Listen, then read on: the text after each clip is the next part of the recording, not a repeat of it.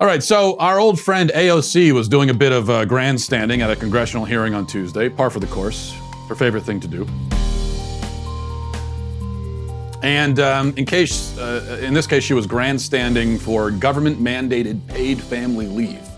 She wants the government to mandate that companies give, at a minimum, she says 3 months of paid leave, but she really wants 6 months, 9 months, 12 months, I believe she said, mandatory.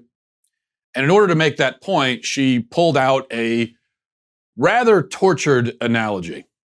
Do we know how long puppies are allowed to stay with their mothers after a dog has given birth? I don't. 8 weeks. Wow. So the market has decided that women and people who give birth deserve less time with their children than a dog. And I think that at its core, has shown that the market has failed to treat people with dignity and with basic respect. And so when that happens, I think it's our job as the public to redefine the rules of society and to treat people who give birth with the dignity that they deserve. Thank you very much. Okay, where do we even begin here? First of all, well, okay, I honestly don't know where to start. All right, first of all, there really isn't much comparison between dogs and humans, and to compare a human mother to a dog with a litter of puppies seems rather dehumanizing to me.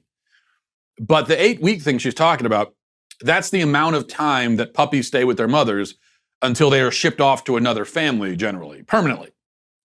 So we're talking about, at 8 weeks, they are permanently separated from their mothers. Nobody's talking about permanently separating human mothers from their children.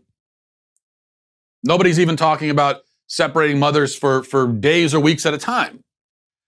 Unless the human mothers are working for a company that mines resources from rocks in the asteroid belt or something like that, and they'll be gone for 50 years.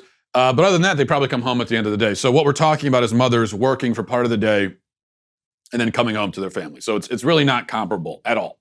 Second, did you notice how she said women and people who give birth? So she could just say women who give birth, or really just women. You don't really need the stipulation of who give birth. But she said people who give birth and women. Two distinct categories. She couldn't just say women, of course, because this is the sort of nonsense that leftist political figures are forced to engage in. They don't believe it themselves. Even AOC, as empty-headed as she sometimes comes across, I can guarantee you that AOC doesn't really believe that men can give birth. She doesn't really think that.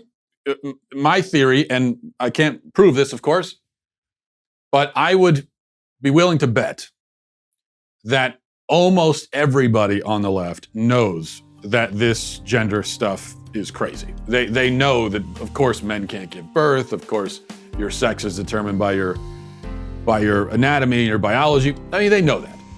They have to know it. Everybody knows it. Well, I hope you enjoyed that clip from the Matt Walsh Show. If you did, go ahead and hit that subscribe button right down there so you can stay up to date on all of our future content.